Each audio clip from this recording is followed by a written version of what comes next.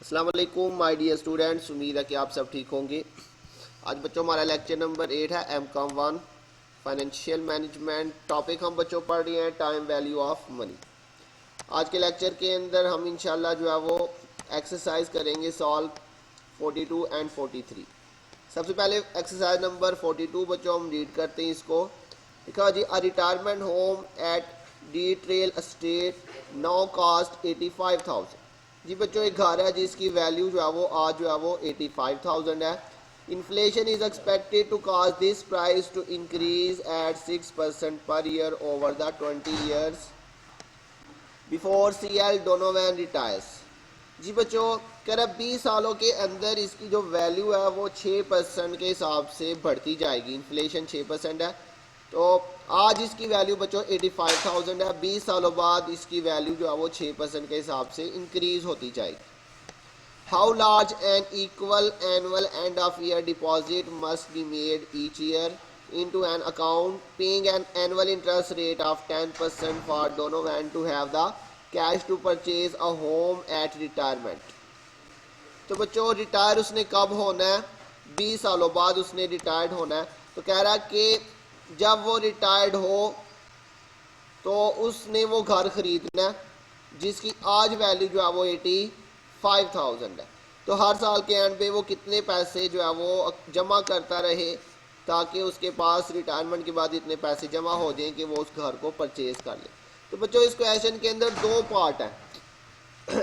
एक तो ये इसने घर खरीदना है 20 सालों बाद जब वो रिटायर्ड होगा, लेकिन क्वेश्चन के अंदर उसने हमें जो घर की प्राइस दी हुई है वो उसने हमें आज की दी हुई है। नो उसने लिखा होगा नो कास्ट 85,000।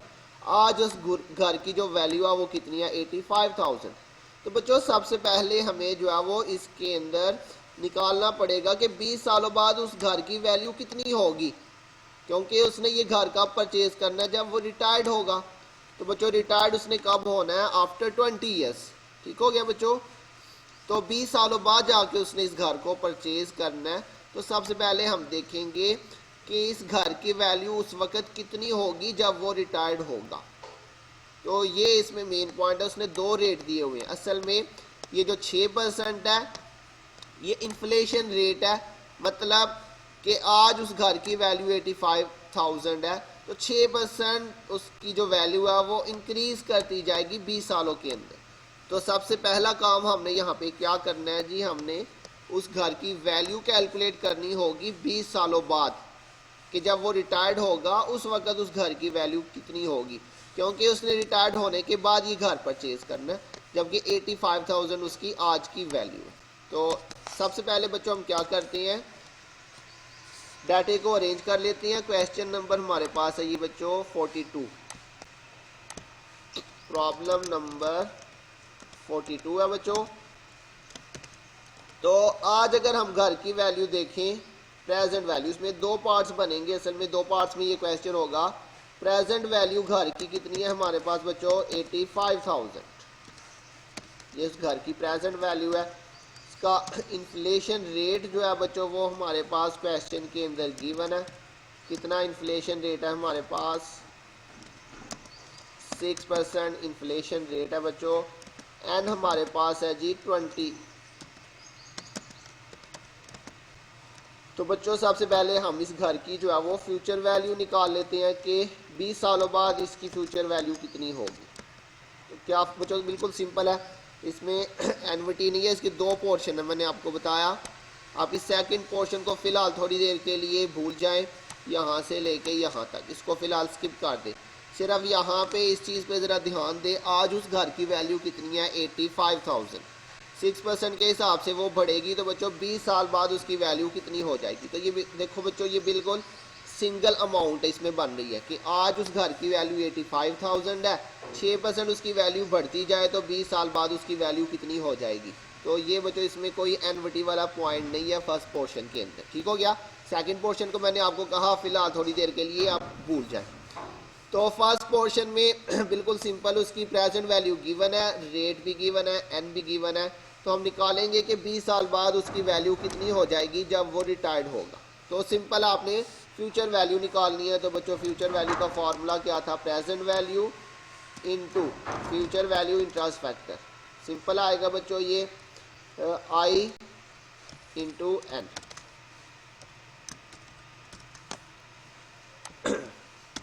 इसमें वैल्यूज पुट करते हैं बच्चों। फ्यूचर वैल्यूज घर की हमने निकालनी है। प्रेजेंट वैल्यूज की कितनी है 85,000। फ्यूचर वैल्यू इंटरेस्ट फैक्टर आ जाएगा हमारे पास 6% और एन 20 है।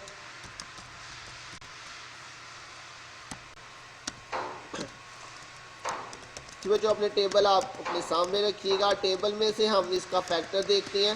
Future value interest factor simple में आपने बच्चों देखना है।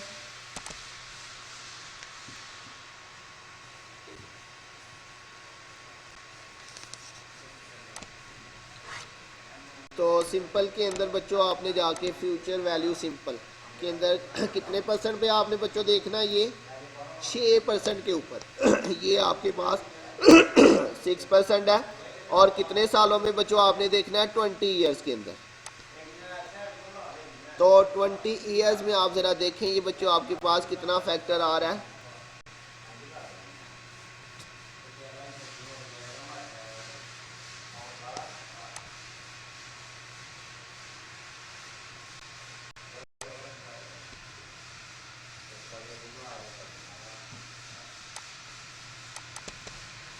जी बच्चों ये कंप्यूटर की स्पीड थोड़ी स्लो हो गई है। तो जी बच्चों ये देखिए जी 6% के ऊपर ये 20 ईयर्स के सामने ये आपके पास लाइन चल रही है 6%। जी बच्चों ये आपके पास फैक्टर आ रहा है जी 3.207। ठीक हो गया बच्चों। ये फ्यूचर वैल्यू का फैक्टर है बच्चों 6% के ऊपर 20 सालों में 3.207। 3.207 ये बच्चों आप इसको मल्टीप्लाई करेंगे। Future value is equal to ये आपके पास मल्टीप्लाई होगा 85,000 मल्टीप्लाई बाय 3.207। ये मल्टीप्लाई होके आ जाएगा जी 2,72,595। 2,72,595। ठीक हो गया बच्चों। तो ये हमारे पास बच्चों घर की जो है वो फ्यूचर वैल्यू आ गई कि जब वो रिटायर्ड होगा उस वक़्त उस घर की वैल्यू बच्चों कितनी होगी।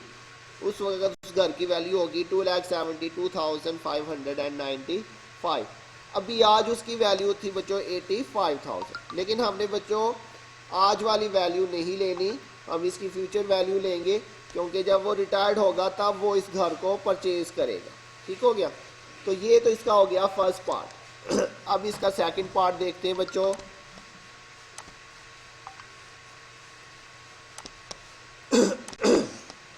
अब आप फिलहाल थोड़ी देर के लिए फर्स्ट पार्ट को भूल जाएं।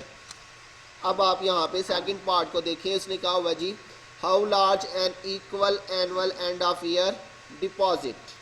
जी बच्चों आप देखें ये एनुइटी बन रही है। मैंने आपको बताया था लास्ट क्वेश्चन के अंदर भी equal annual end of year deposit. ये एनुइटी की पहचान है। और कौन सी एनुइटी है बच्चों? Ordinary annuity. ये लिखा हुआ है एंड ऑफ ईयर। कह रहा है हर साल के एंड पे उसे कितने पैसे जमा करवाने पड़ेंगे। Must be made each year into an account paying an annual interest rate, जहाँ से उसको 10% इंटरेस्ट मिलेगा for Don want to have the cash to purchase a home at retirement. कितने पैसे वो हर साल के एंड पे जमा करवाए जहाँ से उसको 10% इंटरेस्ट मिलता रहे ताकि वो जब रिटायर्ड हो तो वो उस घर को परचेज कर सके। तो बच्चों जब वो रिटायर्ड होगा उस वक़्त उस घर की वैल्यू कितनी होगी वो हमने अभी कैलकुलेट कर ली है। ठीक हो गया बच्चों। तो उसकी वैल्यू कितनी होगी ये हमने जो अभी कैलकुलेट की है बच्चों उसकी वैल्यू ये 2,72,595 2,72,595 2,72,595। मतलब क्या हुआ कि जब वो रिटायर्ड होगा उस वक़्त उसकी वैल्यू जो है वो इतनी उसकी वैल्यू होगी बच्चों उस घर की। तो कह रहा है कि इस घर को ख़रीदने के लिए उसके पास आज पैसे नहीं है।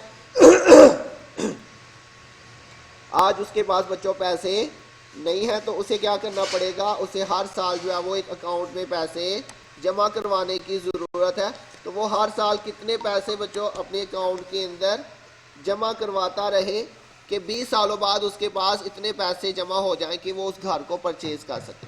अब बच्चों सेकंड पार्ट में अगर हम देखें तो हमारे पास क्या डाटा बन रहा है बच्चों, ये अब इसकी बनेगी फ्यूचर वैल्यू। ठीक हो गया, उस घर की फ्यूचर वैल्यू कितनी है, 2,75,595। 20 सालों बाद उस घर की इतनी वैल्यू हो जाएगी। और अब ये बच्चों एनविटी बन रही है, इसमें हमने कैलकुलेट क्या करना है, आर हमने कैलकुलेट करना है। 10% इसका इंटरेस्ट रेट आएगा और एन जो है वो 20 ही रहेगा। तो अब इसका सेकंड पार्ट हम करते हैं बच्चों।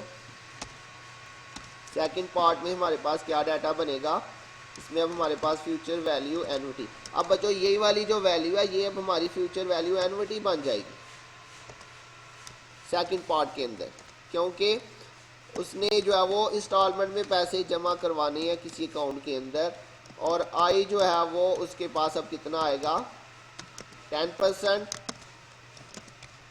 एन जो है बच्चों वो 20 ही रहेगा। अब इसने कैलकुलेट क्या करना है बच्चों, इसमें आर हमें कैलकुलेट करना, उसने कहा हुआ जी equal annual end of year deposit, हर साल के एंड पे उसे कितने पैसे जमा करवाने पड़ेंगे ताकि उसके पास 20 सालों बाद इतने पैसे जमा हो जाएं कि वो उस घर को क्या कर सके, परचेज कर सके। तो बच्चों अब इसमें हमने क्या निकालना है जी, आर निकालना। फार्मूला बच्चों कौन सा लगाएंगे, फ्यूचर वैल्यू एनविटी गिवन है तो इसलिए फ्यूचर वैल्यू एनविटी का ही फार्मूला लगाएंगे। फार्मूला क्या था बच्चों, आर इंटू जी बच्चों फैक्टर ये आएगा future value interest factor annuity, I into N आ जाएगा हमारे पास। तो इसमें बच्चों अब हम वैल्यूज पुट करते हैं अपनी।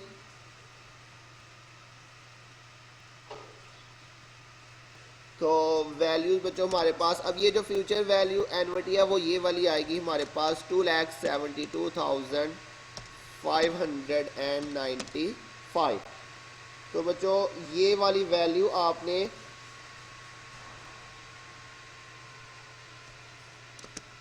Is equal to R calculate करना है बच्चों हमने, आगे फैक्टर ऐसे ही आ जाएगा आपके पास।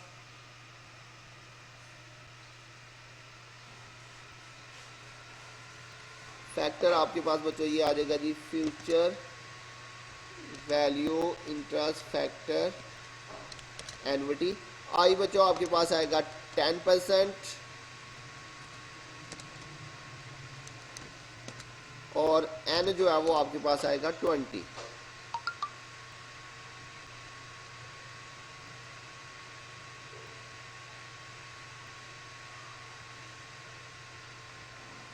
तो ये बच्चों आपने अब इसका फैक्टर जाके जो है वो देखना है टेबल में से 10% के ऊपर 20 ईयर्स में।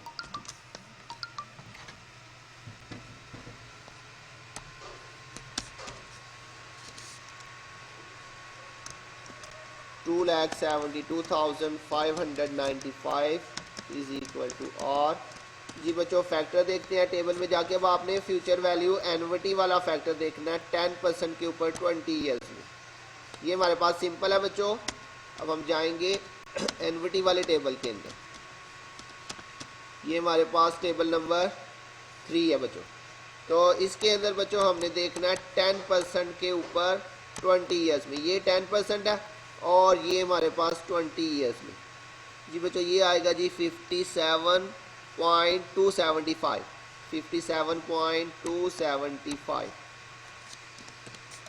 275 जी बच्चों ये हमारा फैक्टर आ गया। अब ये चूंकि आर के साथ मल्टीप्लाई हो रहा है, इसको दूसरी साइड पे ले जाएं तो ये डिवाइड हो जाएगा। 2,72,595 divided by 57.275 is equal to R आ जाएगा। तो इसको बच्चों डिवाइड करते हैं, देखते हैं हमारे पास 2,72,595 इसको हमने डिवाइड किया 57.275 पे। तो ये आपके पास बच्चों आ जाएगा जी 4,759.41 406 है, हम इसको 41 कर लेते हैं। अच्छा बच्चों ये फाइनल वैल्यू हम लिख रहे हैं, यहाँ पे पॉइंट के बाद 2 तक लिखना होता है। मैंने आपको बताया था पॉइंट के बाद 3 तक लिखना होता है वो फैक्टर के अंदर बताया था। ठीक हो गया बच्चों। जब भी हमने ये डॉलर वैल्यू लिखनी होती है तो इसमें हमने पॉइंट के बाद 2 तक ही लिखना होता है, इतना ही काफ़ी होता है। तो इसका मतलब बच्चों क्या हुआ कि उसे अगर ये घर ख़रीदना है तो उसके लिए हर साल जो है उसे इतने पैसे जो है वो अकाउंट में जमा करवाने पड़ेंगे। तो 20 सालों बाद जो है उसके पास इतने पैसे जो है वो अक्यूमुलेट हो जाएंगे, जिसकी मदद से वो अपने घर को परचेज़ कर सकते। ठीक हो गया बच्चों। तो आज बच्चों हम 2 क्वेश्चन करेंगे, एक सेकंड क्वेश्चन भी हमने करना है।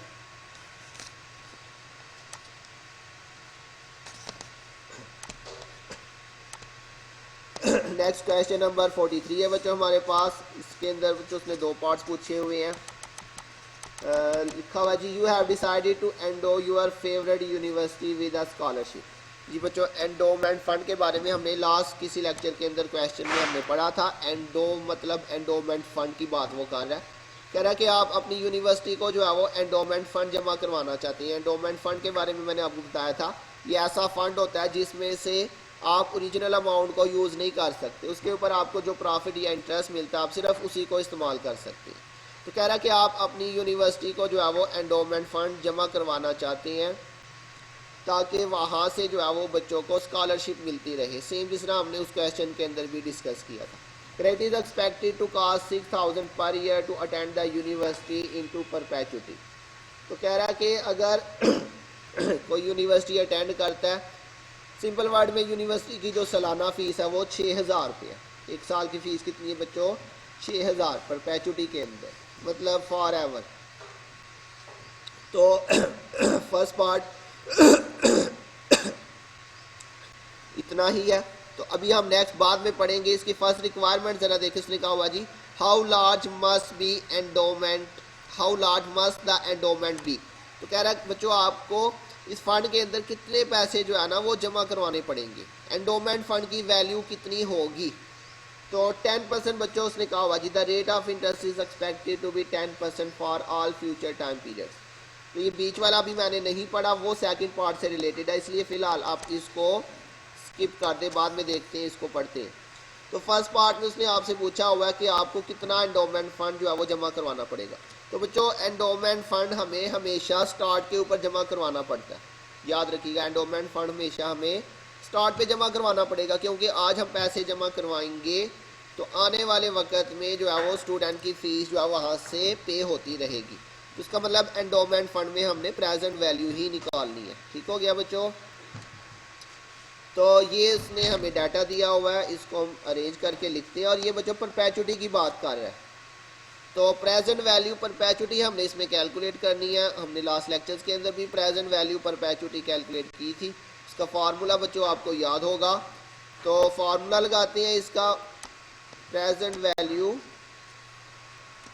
प्रॉब्लम नंबर 43 है बच्चों।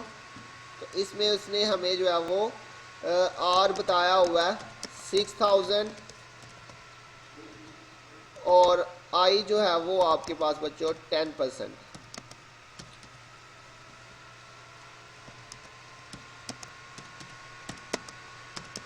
आई 10% और परपेचुटी में बच्चों आपको पता होता है कि एन नहीं होता, मैंने आपको बताया था, यही परपेचुटी की पहचान है कि परपेचुटी में एन नहीं होगा। कैलकुलेट हमने इसमें क्या करना है बच्चों, प्रेजेंट वैल्यू परपेचुटी हमने इसमें कैलकुलेट करनी है।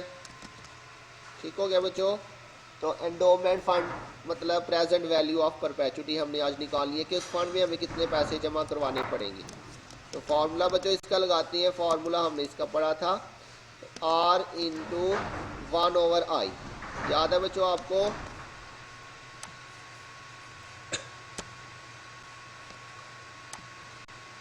ये इसका हमने बच्चों फार्मूला पढ़ा था, आर इंटू 1/i और इंटू होल ब्रैकेट हमने इस पे लगाई थी।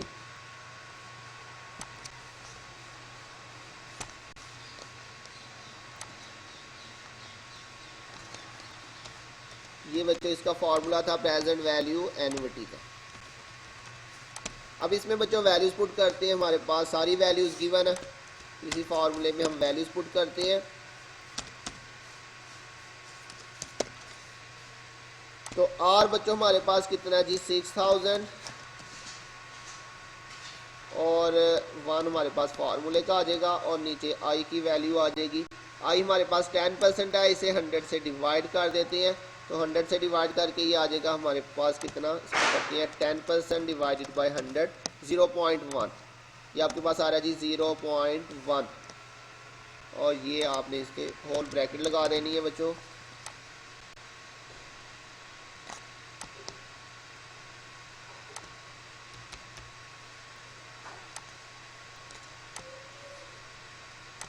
अब बच्चों सबसे पहले क्या करते हैं जी, 1 को डिवाइड करते हैं 0.1 के साथ, 1 डिवाइडेड बाय 0.1 और फिर मल्टीप्लाई बाय 6000।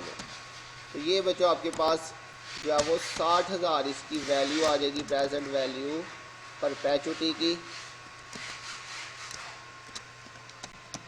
जी बच्चों। तो ये लास्ट क्वेश्चन जब हमने किया था तो यहाँ पे मैंने प्रेजेंट वैल्यू ए लिखा था साथ में, तो ये बच्चे पूछ रहे थे कि यहाँ पे सर आपने जो है वो ए क्यों लिख दिया। तो इसमें बच्चों अगर आप इसको डिफ्रेंशिएट करना चाहे तो आप इसके साथ जो है वो ऐसे पी लिख सकते हैं बेस में जाके, ताकि आपको ये याद रहे कि ये प्रेजेंट वैल्यू परपेचुटी है। ठीक हो गया बच्चों, आप ए लिखने की बजाय यहाँ पे क्या लिख दें पी, लेकिन बेस में लिखिएगा प्रेजेंट वैल्यू परपेचुटी को ये शो कर रहा है, ऐसे आप लिख सकते हैं अगर आप लिखना चाहें तो ये प्रेजेंट वैल्यू परपेचुटी हमारे पास 60,000 है। तो मतलब क्या हुआ कि आज हमें इस अकाउंट में 60,000 रुपया जमा करवाना पड़ेगा। तो आज 60,000 रुपया जमा करवाएंगे इस अकाउंट में, तो जो अगले आने वाले सालों के अंदर जो है वो 6,000 रुपया स्टूडेंट्स की फ़ीस यहाँ से पे होती रहेगी। तो ये तो बच्चों इसका हो गया फर्स्ट पार्ट, ये हो गया बच्चों हमारा फर्स्ट पार्ट। उसके बाद सेकंड पार्ट के अंदर बच्चों उसने क्या पूछा हुआ है उसको अब रीड करते हैं हम दोबारा से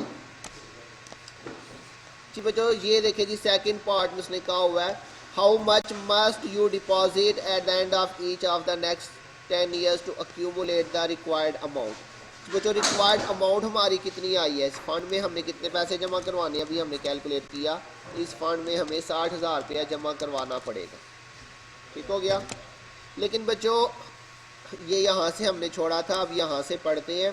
कह रहा है you expect to give the university the endowment in 10 years। जी बच्चों आपके पास आज जो है वो 60,000 रुपया टोटल नहीं है, तो आप ये एंडोमेंट फंड यूनिवर्सिटी को जमा करवाएंगे 10 सालों के अंदर। ठीक हो गया, ये 60,000 रुपया आपने यूनिवर्सिटी को देना है, लेकिन आपके पास ये लमसम अमाउंट अवेलेबल नहीं। आप यूनिवर्सिटी को ये पैसे जो है ना वो अक्यूमुलेट करवाएंगे 10 years, 10 सालों के अंदर आपने ये पैसे यूनिवर्सिटी को देने हैं। And will accumulate it by making. और बच्चों ये पैसे आप जो है ना इकट्ठे भी नहीं दे सकते, आपके पास 60,000 इकट्ठा नहीं है, आप कैसे जमा करवाएंगे, making annual end of year deposit into an account. आप ये पैसे बच्चों जो है वो एनुअली जो है वो जमा करवाएंगे अकाउंट के अंदर हर साल के एंड पे। तो annual end of year deposit मतलब आर की बात कर रहा है बच्चों, और एनविटी बन रहा है। देखिए annual end of year deposit, हर साल के एंड पे आपने बच्चों ये पैसे अकाउंट में जमा करवाने हैं। द रेट ऑफ इंटरेस्ट जो है वो 10% ही रहेगा। तो कह रहा how much must you deposit at the end of each of the next 10 years। तो कह रहा है कि हर साल के एंड पे, हर साल के एंड पे आपको कितने पैसे जमा करवाने पड़ेंगे। तो बच्चों क्या पूछ रहा है इसमें, फिर से आर पूछ रहा है कि हर साल के एंड पे आप कितने पैसे जमा करवाएं ताकि 10 सालों के अंदर आपके पास ये रिक्वायर्ड अमाउंट कितनी है 60,000, ये आपके पास जो है वो अक्यूमुलेट हो जाए ताकि आप वो यूनिवर्सिटी को जमा करवा सकें। क्योंकि आज आपके पास 60,000 रुपया जो है वो लमसम की शक्ल में मौजूद नहीं है, आपने अगले 10 सालों के अंदर ये फ़ंड जो है वो यूनिवर्सिटी को जमा करवाना। अब ये सेकेंड पार्ट में अगर हम देखें तो हमारे पास सेकेंड पार्ट के अंदर हमने जो यूनिवर्सिटी को 10 सालों के अंदर पैसे जमा करवाने हैं वो कितने बच्चों हमने जमा करवाने हैं 60,000, जो हमने फर्स्ट पार्ट में निकाल लिया। सेम बच्चों ये पिछले क्वेश्चन की तरह ही क्वेश्चन है, जैसे उसने आज हमें घर की वैल्यू दी थी, हमने उस घर की फ्यूचर वैल्यू निकाली और फिर उस फ्यूचर वैल्यू को इकट्ठा करने के लिए हमने सालाना पैसे जमा करने। तो ऐसे ही बच्चों हमने देखा कि हमें यूनिवर्सिटी को कितने पैसे जमा करवाने हैं 60,000। अब वो 60,000 रुपया बच्चों हमने किस तरह से जमा करवाना है, इंस्टॉलमेंट की शक्ल में। तो ये अब हमारे लिए सेकंड पार्ट के अंदर 60,000 जो है वो फ्यूचर वैल्यू बन जाएगी, क्योंकि हमने 10 सालों के अंदर ये पैसे जो है वो यूनिवर्सिटी को सबमिट करवाने हैं। तो इंटरेस्ट रेट जो है वो बच्चों हमारे पास 10% ही रहेगा। उसने कहा था इंटरेस्ट रेट जो है वो सेम रहेगा। और कितने सालों के अंदर बच्चों हमने ये पैसे जो है वो यूनिवर्सिटी को जमा करवानी है, 10 ईयर्स के। और बच्चों उसने पूछा हुआ कि सालाना हम कितने पैसे जो है वो जमा करवाएं ताकि हमारे पास 10 सालों के अंदर इतने पैसे जो है वो एंडोमेंट फंड में जमा हो जाए। सेम बच्चों पिछले वाला ही फॉर्मूला यूज़ होगा। कौन सी वैल्यू हमारे पास अवेलेबल है, फ्यूचर वैल्यू। तो फार्मूला भी फ्यूचर वैल्यू का लगाएंगे, फ्यूचर वैल्यू एन्युटी का, future value interest factor annuity आ जाएगा हमारे पास आई इंटू एन। सेम बच्चों पिछले सवाल की तरह का ये सवाल है। आर हमने बच्चों कैलकुलेट करना है। फ्यूचर वैल्यू ये हमारे पास 60,000 आ जाएगी जो हमने 10 सालों में जमा करवानी है। आर कैलकुलेट करना है।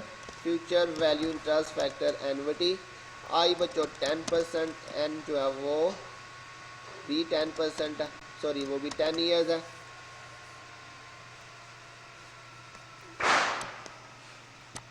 जी बच्चों ये भी 10 था और ईयर्स भी 10 है।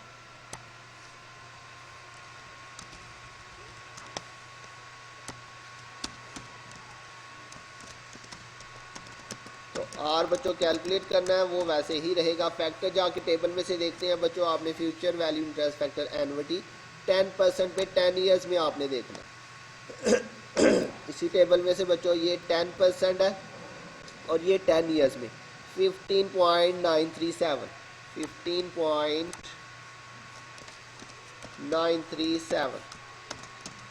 इसको इस साइड पे ले आए तो बच्चों ये डिवाइड हो जाएगा हमारे पास 15.937 इज इक्वल टू आ जाएगा आर। तो 60,000 को बच्चों डिवाइड करते हैं हम 15.937 के ऊपर। तो ये आपके पास बच्चों 3,764.82। तो मतलब क्या हुआ बच्चों, हमें हर साल जो है वो इतने पैसे अकाउंट में जमा करवाने पड़ेंगे। इतने पैसे जमा करवाएंगे तो 10 सालों के अंदर हमें जो है वो 60,000 रुपया लमसम अमाउंट इकट्ठी हो जाएगी और वो पैसे हम फिर यूनिवर्सिटी को एंडोमेंट फंड में जमा करवा देंगे। ठीक हो गया। तो उसकी मदद से फिर यूनिवर्सिटी जो है वो फॉर एवर के लिए 6,000 रुपया स्टूडेंट की फ़ीस जो है वो स्कॉलरशिप पे करती रही। तो उम्मीद है बच्चों समझ आ गई होगी। दोनों क्वेश्चन तकरीबन मिलते जुलते थे। अगर किसी पॉइंट की समझ नहीं आई बच्चों, आप जो है वो मैसेज पे पूछ सकती हैं, ग्रुप में पूछ सकती हैं। लेकिन आपने बच्चों होमवर्क करके आपने डेली बेसिस पे मुझे सेंड करना है। अपनी अटेंडेंस जो है वो बच्चों याद से मार्क कीजिएगा, वहीं से आपकी अटेंडेंस लगेगी। अपना ध्यान रखिएगा। इंशाल्लाह बहुत जल्द मिलेंगे नेक्स्ट लेक्चर के साथ। तब तक के लिए अल्लाह हाफिज़।